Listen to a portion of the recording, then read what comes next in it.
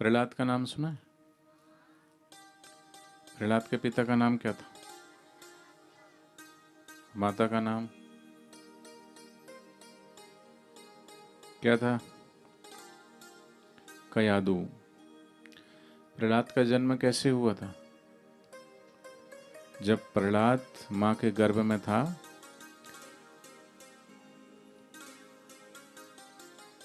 तो उससे पहले प्रहलाद जी के पिता हिरण्यकश्यपु तपस्या करने गया। संसार में सब चीजें तप से प्राप्त होती है, साधना से प्राप्त होती है। होती कि नहीं होती बोलो? खेतों में फसल है, उसे धूप ना मिले तो पकेगी वो? धूप ना मिले तो वृक्षों में हरियाली रहेगी? जीवन के हर क्षेत्र में संघर्ष चाहिए, तप चाहिए। पर तप के पीछे उद्देश्य क्या है? शक्ति तो मिलेगी, पर शक्ति का जो दुरुपयोग करता है वो शक्ति उसे नष्ट कर देती है। तो प्रहलाद का पिता तपस्या करने गया, आसन बैठ करके और जप कर रहा था। तप कर रहा था, जप कर रहा था, लेकिन किस लिए? कि मैं खुद भगवान हूं, हिरण्यकश्यपु बोलता है। और जप करता भगवान के नाम का, ओम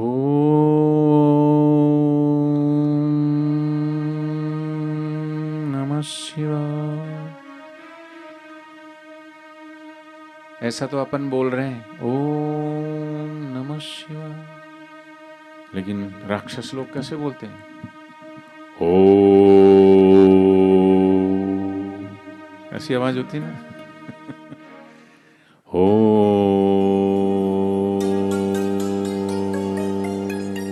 नमः शिवाय। तो भगवान ने देखा कि ये तप तो कर रहा है, लेकिन शक्ति पा करके लोगों का शोषण करेगा, लोगों को परेशान करेगा। तो भगवान ने एक लीला करी। एक तोता वृक्ष पर आया और वो जहां तपस्या कर रहा था, वो हिरण्यकश्यपु को सबसे ज्यादा नाम भगवान का अगर सुन लेता तो बहुत चिढ़ जाता था। जैसे कई लोग होते हैं ना, कुछ नाम उनका निकनेम चिढ़ा दो तो चिढ़ने लगते। तो भगवान नाम और नारायण के नाम से बड़ा चिढ़ता था, इसलिए तोता चिढ़ाने के लिए बैठ गया। ये इधर बोलता है ओम नमः शिवाय, तोता बोला नारायण नारायण नारायण। क्या बोला? इतने धीरे? जोर से बोलो।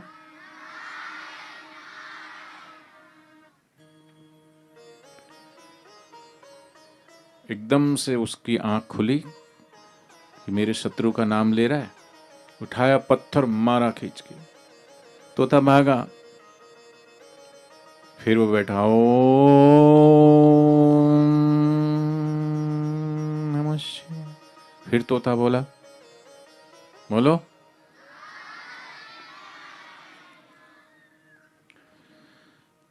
तो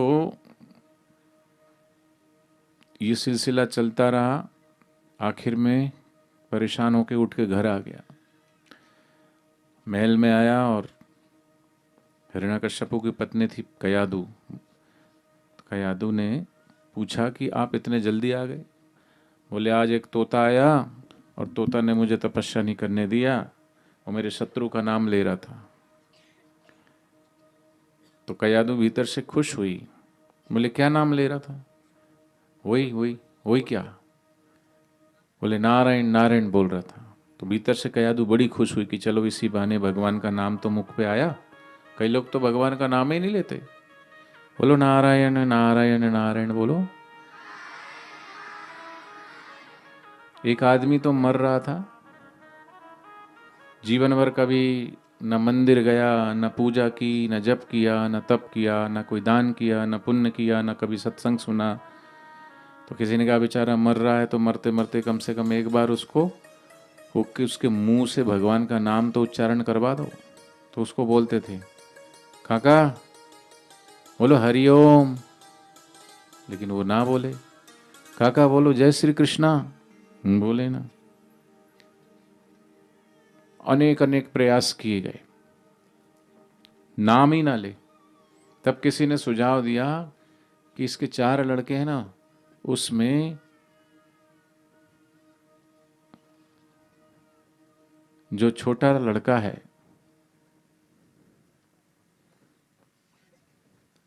और उससे भी छोटी जो बेटी है, उसका जो पति है, माने उसका दामाद हुआ ना, उसको बुलाओ। उसका नाम सीताराम है। क्या नाम है?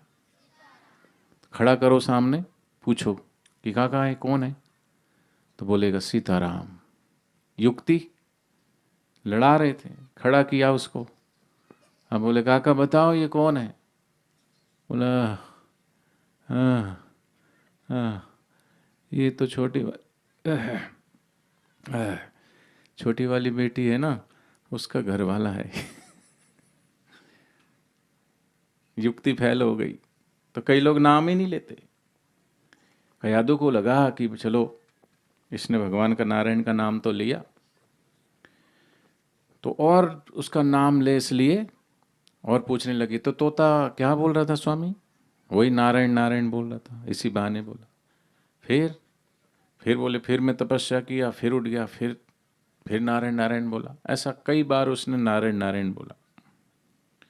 तो जब हिरण्यकश्यपु तपस्या करने गया तो उसकी पत्नी थी कयादु, उसको इंद्र ने हरण करके और लेके जा रहा था कि कहीं इसका बेटा भी इसी तरह दुष्ट ना हो। पर हिरण्यकश्यपु तो उधर तपस्या कर रहे हैं, पत्नी कयादु को इंद्र लेके जा रहा है। तो नारद जी ने कहा कि इसने क्या बिगाड़ा तुम्हारा, गर्भ में जो बच्चा है उसने क्या बिगाड़ा है, इसका क्यों अपहरण कर रहे हो? तो इंद्र से छुड़ाकर उसे ऋषि आश्रम में रखा। ऋषि आश्रम में रहने के कारण तीनों टाइम संध्या, सुबह की संध्या सूर्योदय से पहले, सूर्योदय के पहले उठकर नहा धो के स्नान करके थोड़ा बैठ जाना चाहिए, पूर्व दिशा उत्तर दिशा की ओर मुंह करके। बैठते हो आप लोग? सुबह स्नान करके पूजा पाठ करने बैठते हो कि नहीं? कौन कौन बैठता है? अच्छा, बाकी के लोग क्या करते हैं? नहीं बैठते? कोई भगवान भगवान को याद नहीं करते? नहीं करते? सुबह सुबह सबसे पहला काम धर्म, धर्म की कमाई करो, फिर अर्थ, फिर काम, फिर मोक्ष। हम्म। जो मनुष्य जन्म पाकर के भगवान का भजन नहीं करता, सत्संग नहीं सुनता, तो फिर भगवान ने मनुष्य जीवन दिया, फिर अगली बार मनुष्य जीवन नहीं मिलेगा। क्योंकि मनुष्य जीवन दुर्लभो मानुषो देह देही नाम क्षण भंगुर तत्रापि दुर्लभम मन्ने वैकुंठ प्रिय दर्शनम। मनुष्य देह मिलना दुर्लभ है, बड़े मुश्किल से ये मनुष्य जीवन मिला है। तो क्या इसीलिए थोड़ी ना मिला है? ये बच्चा जन्मा, पढ़ा लिखा दो, बड़ा हो गया, शादी कर दो, फिर उसके भी बच्चे हो गए और वो बूढ़ा हो गया, फिर मर जाओ। बस यही चल रहा है। जन्मो, खाओ पियो, मर जाओ। कमाना, खाना, पैखाना, ये 3 काम ही जो करता है वो पशु से भी बदतर है। लेकिन मनुष्य जीवन मिला है भगवान की प्राप्ति के लिए। और भगवान की प्राप्ति कैसे होगी? जिन्होंने किया है सो जाने ही जिन तुम ही जनाई। जिन्होंने जाना है, जिन्होंने भगवत दर्शन किए, ऐसे महापुरुषों के चरणों में जाकर के सत्संग श्रवण करना। सत्संग भी बड़े पुण्य से प्राप्त होता है। बिन सत्संग विवेक न होई, राम कृपा बिन सुलभ न सोई। सत्संग की आदि घड़ी सुमरण वर्ष 50, वर्षा वर्षे एक घड़ी, अरट फिरे 12 मास। तात स्वर्ग अपवर्ग जिमी धरि तुला एक अंग, तुल न ताहि सकल मिले जो सुख लव सत्संग सियावर रामचंद्र की। तो सत्संग की बड़ी भारी महिमा है। तो नारद जी ने ऋषि आश्रम में, तो ऋषि आश्रम में त्रिकाल संध्या, सुबह की संध्या सूर्योदय से पहले, दोपहर की संध्या मध्याह्न को 11:15 से 12:15, और शाम को सूर्य अस्त होने वाला हो उस समय थोड़ी देर बैठना चाहिए, शांत जप करना चाहिए, मौन रहना चाहिए। इससे बड़ी बरकत होती है, घर में सुख शांति रहती है। तो नारद जी ने वहाँ ऋषि आश्रम में रखा, तो वहाँ के संस्कार गर्भस्थ शिशु पर पड़े और जन्म से ही भगवान की भक्ति करने वाला प्रहलाद जब गुरुकुल में पढ़ने गया, तो देखो अभी यहाँ के बच्चे गुरुकुल में पढ़ते हैं।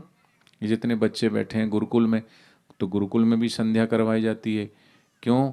क्योंकि इन्होंने भी, इनके जो गुरुकुल चलाने वाले हैं, उन्होंने बापूजी से दीक्षा ली है, उनको वो ज्ञान गुरुदेव से मिला, संस्कार मिले, तो वो ज्ञान वो संस्कार आपके बच्चों को भी मिले। तो ज्ञान शिक्षा के साथ साथ विद्या 3 प्रकार की होती है ना, योग विद्या, ब्रह्म विद्या और लौकिक विद्या, तो वो सब ज्ञान प्राप्त हो रहा है। इसलिए शिक्षा के साथ साथ दीक्षा भी जरूरी है। दीक्षा से ही कल्याण होगा। और दीक्षा विहीन मनुष्य जिसके जीवन में कोई सदगुरु नहीं है, बोलते कबीरदास जी ने कहा, सुन लो चतुर सुजान, निगुरे नहीं रहना। निगुरे का नहीं कहीं ठिकाना, 84 में आना जाना।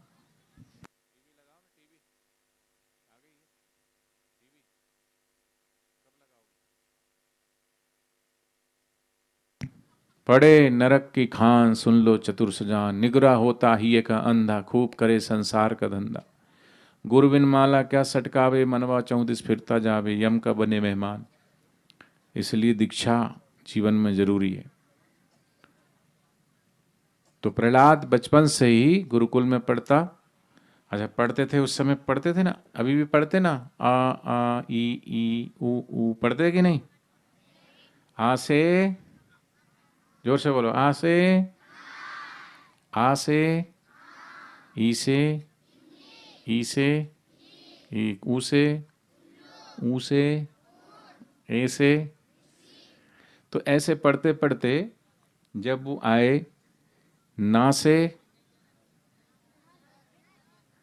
उस समय नल नहीं थे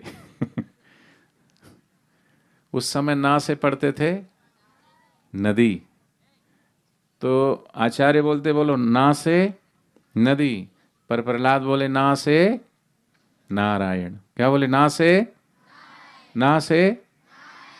तो जैसे ही आचार्य पढ़ाते ना से नदी, तो प्रहलाद जी बोलते ना ना ना, ना से नदी नहीं, ना से नारायण नारायण। बोलो सभी, नारायण नारायण। आचार्य को बड़ा गुस्सा आया और कहा कि ये नाम लेना तो आपके पिता के राज्य में वर्जित है, ये नाम आपके पिता के शत्रु का है और शत्रु का नाम लेना वर्जित है, इसलिए सावधान। तुमने अगर दोबारा नाम लिया तो मैं तुम्हारे पिता से शिकायत कर दूंगा। प्रहलाद जी बोले कि कौन किसका शत्रु? कोई भगवान किसी के शत्रु थोड़ी है। भगवान तो है तमेव माता च पिता तमेव, तमेव बंधु च सखा तमेव, तमेव विद्या च द्रविड़म तमेव, तमेव सर्वम मम देव देव। फिर पढ़ना शुरू किया, लेकिन प्रहलाद तो वही ना से, बोलो ना से। परेशान हो गए आचार्य, आखिर शिकायत कर दी पिता से कि आपका पुत्र आपके ही शत्रु का नाम लेता है। प्रहलाद को पेश किया, तुम हमारे शत्रु का नाम लेते हो? तो प्रहलाद कहने लगा, नहीं पिताश्री, भगवान किसी के शत्रु थोड़ी है, भगवान तो सब में है। प्रहलाद कीर्तन करने लगा। चलो कीर्तन ही कर लेते हैं, करें। श्रीमन नारायण नारायण नारायण, श्रीमन नारायण नारायण नारायण, श्रीमन नारायण नारायण नारायण, श्रीमन् नारायण नारायण नारायण, श्रीमन नारायण नारायण नारायण, श्रीमन् नारायण नारायण नारायण। ऐ बोले चुप करो, मेरे शत्रु का नाम क्यों ले रहे हो? तुम कहर बंद कर रहे हो भैया। बोले मेरे शत्रु का नाम ले रहे हो, बंद करो गाना। सिपाहियों पकड़ के लाओ इसे। प्रहलाद को पकड़ के लाए सिपाही, ले जाओ इसको। और पर्वत के ऊपर ले जाओ और पर्वत के ऊपर से इसको धक्का लगा दो, गिरा दो, इसको मार डालो। हमारे शत्रु का नाम लेता है। प्रहलाद घबराया नहीं, घबराता वो है, इसलिए कहा जिसको तेरा सहारा, जिसको तेरा भरोसा, मझधार क्या करेगा, मझधार ही किनारा। जिसके ऊपर भगवान की कृपा होती है, जो भगवान के ऊपर भरोसा रख कर के जीता है ना, उसे पता है कि पग पग पर भगवान मेरे अंग संग है, भगवान सदैव मेरे साथ है। ऐसा विश्वास प्रहलाद को था, इसलिए प्रहलाद घबराते नहीं थे। और तेरी कृपा से भी गुरुवर, ये सब जीवन रूपी नाव भगवान की कृपा से ही चल रही है। हम भले बोलते हैं हम कर रहे हैं, हम कर रहे, कर्ण कराने वाले भगवान। आंधी और तूफान में उसको राह मिल रही है। जब जब जिस भक्त ने भगवान को पुकारा, भगवान दौड़े दौड़े आए। प्रहलाद को लेके गए और पर्वत के ऊपर से धक्का लगा दिया, फेंक दिया। सिपाही घर आए, उससे पहले तो प्रहलाद पहुंच गया वापिस। तो प्रहलाद को जिंदा देख करके हिरण्यकश्यपु भी गुस्सा हुआ, कहा सिपाहियों को कि ये कैसे जिंदा हो गया, तुमने फेंका नहीं इसको? बोले फेंक दिया था, लेकिन जैसे ही पर्वत से फेंका तो भगवान ने से तो आकर के उसके सहारा दिया। क्योंकि जिसको भगवान सहारा देते हैं उसका कौन क्या बिगाड़ सकता है, कौन उसे मार सकता है। जाको राखे साइया, मार सके ना कोई, बाल लवा का हो सके चाहे जगवेरी होए। भगवान की कृपा, भगवान का आशीष जिसके साथ है उसे कौन मार सकता है। और प्रहलाद जिंदा रह गया। फिर गाने लगा, श्रीमन नारायण नारायण नारायण, श्रीमन नारायण नारायण नारायण। हिरण्यकश्यपु बोला मेरे शत्रु का नाम मत लो। बोले वो किसी के शत्रु नहीं है, वो सबके माता है, वो सबके पिता है, वो सबके बंधु है, वो सबके सखा है। प्रहलाद गाने लगा, माता नारायण नारायण नारायण, माता नारायण नारायण नारायण, पिता नारायण नारायण नारायण, पिता नारायण नारायण नारायण, गुरु नारायण नारायण नारायण, गुरु नारायण नारायण नारायण। फिर सिपाही पकड़ के लाए, बोले इसको ले जाओ समुद्र में फेंक दो। प्रहलाद को समुद्र में फेंकवाया, लेकिन उसमें वो डूबा नहीं। मझधार क्या करेगा, मझधार ही किनारा। जिसको भगवान के ऊपर भरोसा है वो मझधार ही उसका किनारा बन जाता। क्योंकि जो भगवान के भरोसे रहता है ना, हर दुख हर संकट में भगवान उसके अंग संग खड़े रहते हैं। समुद्र में फेंकवाया, लेकिन प्रहलाद को पता था सूर्य नारायण नारायण नारायण, सूर्य नारायण नारायण नारायण, चंद्र नारायण नारायण नारायण, चंद्र नारायण नारायण नारायण, गंगा नारायण नारायण नारायण, गंगा नारायण नारायण नारायण, यमुना नारायण नारायण नारायण, यमुना नारायण नारायण नारायण, सरस्वती नारायण नारायण नारायण, सरस्वती नारायण। नारायण नारायण। गंगा जमुना सरस्वती सब त्रिवेणी जाकर के समुद्र में ही मिलती है। और गंगा में भगवान श्री कृष्ण कहते नदियों में गंगा मैं हूं, तो उसमें भी तो नारायण है। वैसे नारायण का भक्ति करने वाले भक्त को कौन डुबा सकता है। प्रहलाद वहां से भी बच गया। सिपाही पहुंचे उससे पहले प्रहलाद पहुंच गया। उसको देख के हिरण्यकश्यप और गुस्सा हुआ, कहा रे मूर्खों, तुमसे एक बच्चा नहीं संभलता, इसको तुम मार नहीं सकते। कैसे मारेंगे? जाको राखे साइया, मार सके न कोई। प्रहलाद तो अपनी मस्ती में गा रहा है, ब्रह्म नारायण नारायण नारायण, ब्रह्मा नारायण नारायण नारायण, विष्णु नारायण नारायण नारायण, विष्णु नारायण नारायण नारायण, शिव नारायण नारायण नारायण, शिव नारायण। नारायण नारायण। बोले हमारे शत्रु का नाम मत लो, सिपाहियों पकड़ो इसको, ले जाओ और विषैले सर्प के कुएं में फेंक दो। लेकिन प्रहलाद घबराता नहीं, डरता नहीं है, क्योंकि वो जानता है, मैं जानता हूं तूने सबरी के बेर खाए, कभी भक्त सुदामा के तूने महल बनाए। प्रहलाद के सहाई मीरा के वंशी वाले, जिसका भी तू हाथ पकड़े प्रभु छूटने ना देते। एक बार भगवान और भगवत प्राप्त महापुरुष जिसका हाथ पकड़ लेते हैं उसे छोड़ते नहीं, मुक्ति के मार्ग पर प्रशस्त करके और जन्म मरण से मुक्त करा के ही छोड़ते हैं। कहते हैं कि किया हुआ पाप, किया हुआ सत्कर्म पुण्य भी हमारा पीछा नहीं छोड़ता, गुरु का दिया हुआ मंत्र भी हमारा पीछा नहीं छोड़ता। भगवान नाम जप करते करते मंत्र जो हमें तार दे, जन्म मरण से वार दे, वो मंत्र सदगुरु से मिल जाए। इसलिए जिसको भगवान सहारा देते, जिसका भी हाथ पकड़े प्रभु छूटने ना देते हैं? बांधी जो डोर उसको कभी टूटने ना देते। इसलिए आओ गुरु शरण में, आओ प्रभु शरण में। जैसे प्रहलाद आई, मीरा आई, शबरी आई, हैं? उनका उद्धार हो गया। भगवान के भजन के लिए पढ़ा लिखा होना जरूरी नहीं है। भगवान के भजन के लिए कोई उम्र नहीं है।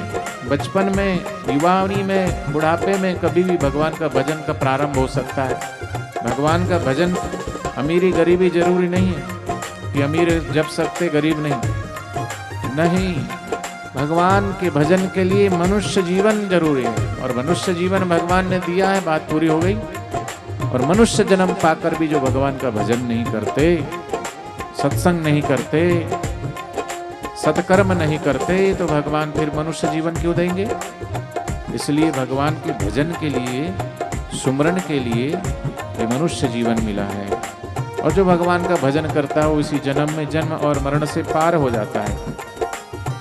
विषैले सर्प के कुएं में प्रहलाद को फेंकवाया गया, लेकिन किसी भी सर्प ने नहीं काटा जो भगवान का भजन। क्यों? सर्पों के आराध्य, सर्पों के स्वामी कौन है? हाँ? भगवान कहते हैं सर्पों में, नागों में बासुकी मैं हूं। बासुकी भगवान का ही स्वरूप है। कैसे काटेंगे भगवान के भक्त को? प्रहलाद वहां से भी बच गया।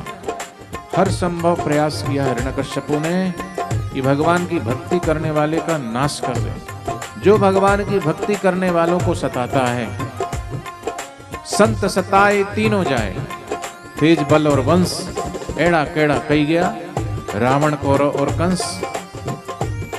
भगवान की भक्ति करने वाले तो अजर अमर हो जाते हैं, उनका कोई नाश नहीं कर सकता। मीरा को जहर का प्याला दिया, लेकिन मीरा उस अमृत को अमृत समझ के पी गई। मीरा आज भी अमर हो गई। भगवान के भक्त को कोई मार नहीं सकता, शरीर को मार सकता, उसकी भक्ति का कोई नाश नहीं कर सकता। प्रहलाद फिर बच गया, फिर आ गया, नाचने लगा, झूमने लगा। ज्यों ज्यों मुसीबत आए त्यों त्यों घबराता नहीं है। उसको पता कि हर संकट में, हर दुख, हर तकलीफ में भगवान मेरे साथ खड़े, मेरे अंग मेरे संग खड़े हैं। तुझ में नारायण नारायण नारायण, तुझ में नारायण नारायण नारायण, मुझ में नारायण नारायण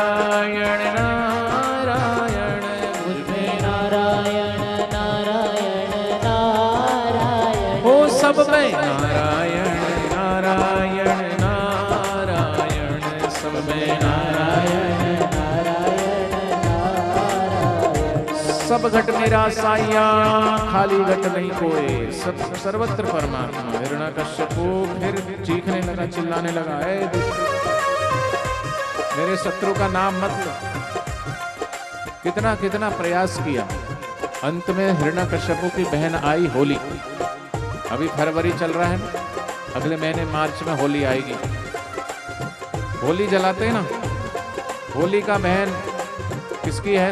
हिरण्यकश्यपु की। होली का आई हुई थी प्रहलाद की बुआ, उसने तपस्या की थी, ब्रह्मा जी से वरदान पाया था कि आग उसे जला नहीं सकती। उसे ऐसी चुनरी वरदान में मिली थी जिसे ओढ़ करके वो आग में बैठ जाती थी, आग उसे जला नहीं पाती।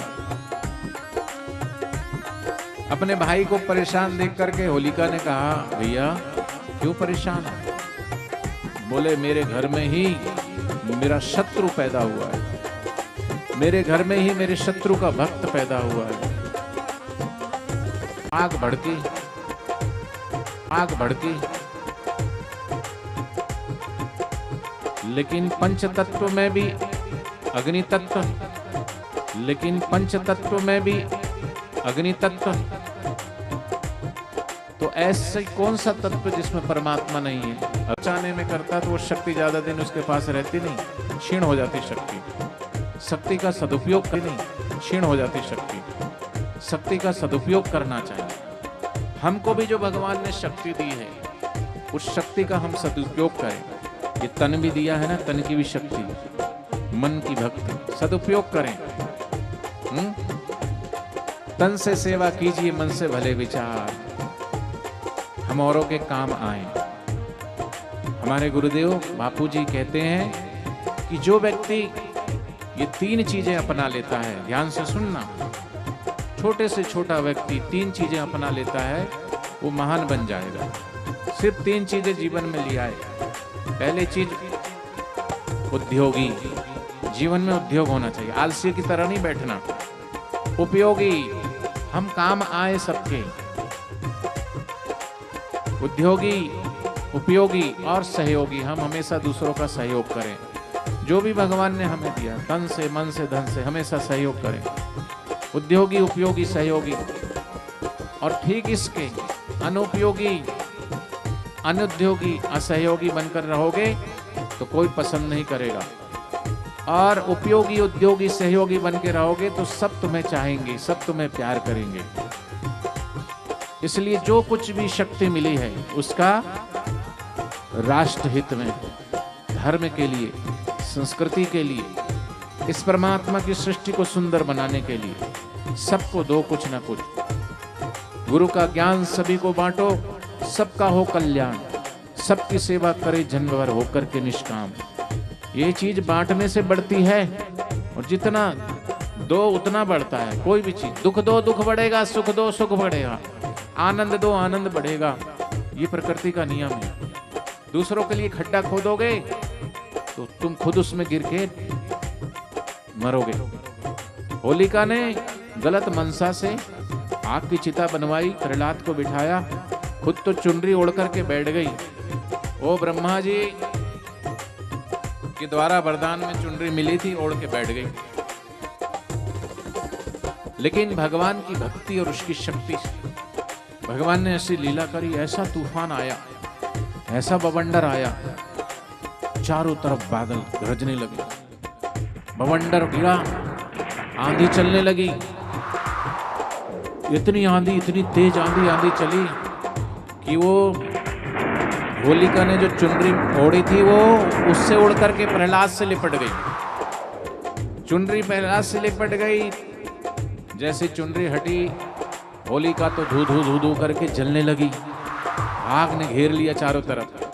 पर प्रहलाद तो ओम नमो भगवते वासुदेवाय, ओम नमो भगवते वासुदेवाय करते करते भगवान के भजन में तल्लीन।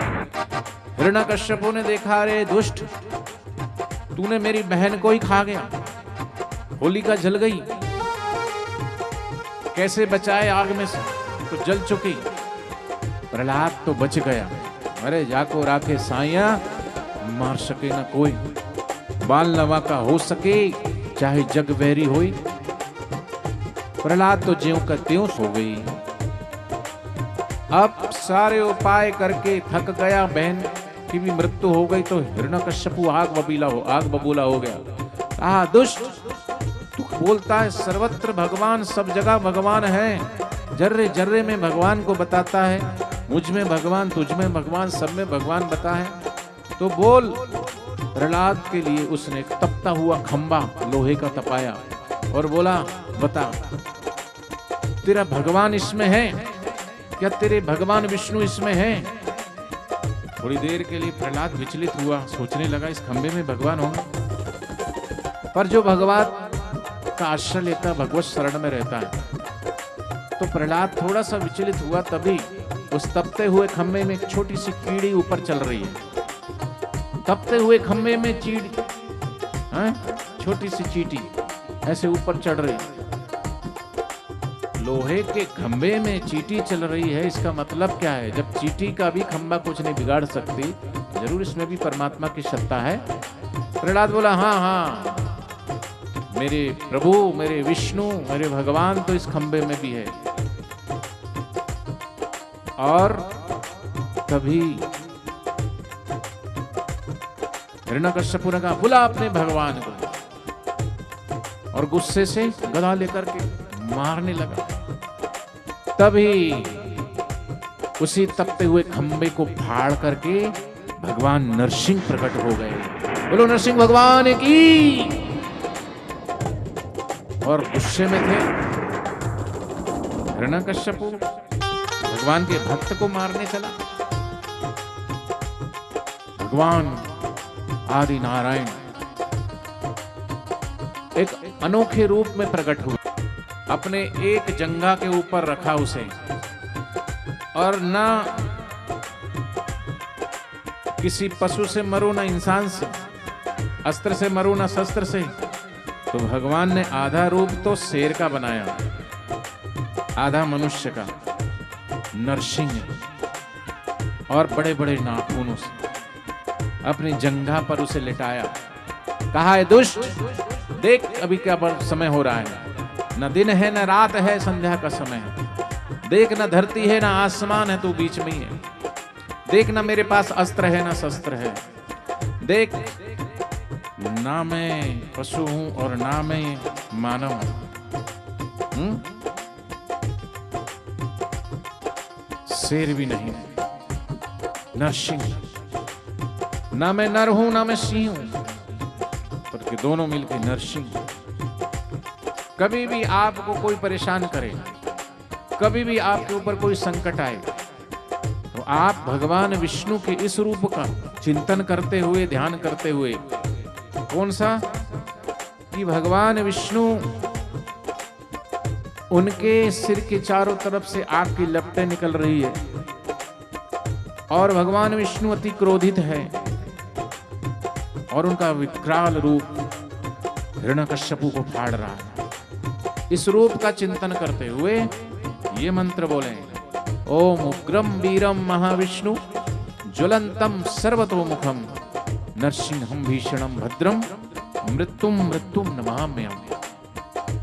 इस संकट नाशक नरसिंह कवच मंत्र है ये। इस कवच को धारण करिए, शत्रु तुम्हारा कुछ नहीं बिगड़ पाएंगे। ओम उग्रम वीरम महाविष्णु ज्वलंतम सर्वतोमुखम नरसिंहम भीषणम भद्रम मृत्यु मृत्युम नमाम्यहम्। और लक्ष्मी चाहिए, यश चाहिए, तो भगवान के सौम्य रूप का प्रहलाद को गोदी में बिठा करके भगवान उसके सिर पर हाथ फेर रहे हैं। इस स्वरूप का चिंतन कीजिए, जप कीजिए। तो भगवान नरसिंह ने हिरण्यकश्यपु को पकड़ा और उससे फाड़ दिया, उस दुष्ट को, उस हिरण्यकश्यपु को फाड़ दिया। बोलो नरसिंह भगवान की। बड़े क्रोधित हो गए। उग्र रूप में भगवान विष्णु का उग्र रूप कैसे शांत हो? तभी कहा प्रहलाद जी को कि प्रहलाद जी, आप ही भगवान से प्रार्थना करो कि भगवान शांत हो जाएं। तब भगवान के सामने प्रहलाद ने हाथ जोड़ करके स्तुति की, प्रार्थना की कि शांत हो जाइए प्रभु, शांत हो जाइए।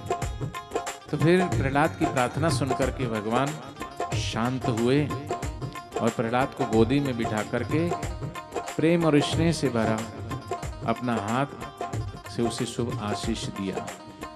तो ऐसे भगवान की भक्ति करने वाले भक्त की कोई मजाल है कि कोई कुछ कर सके, इसलिए भगवान नारायण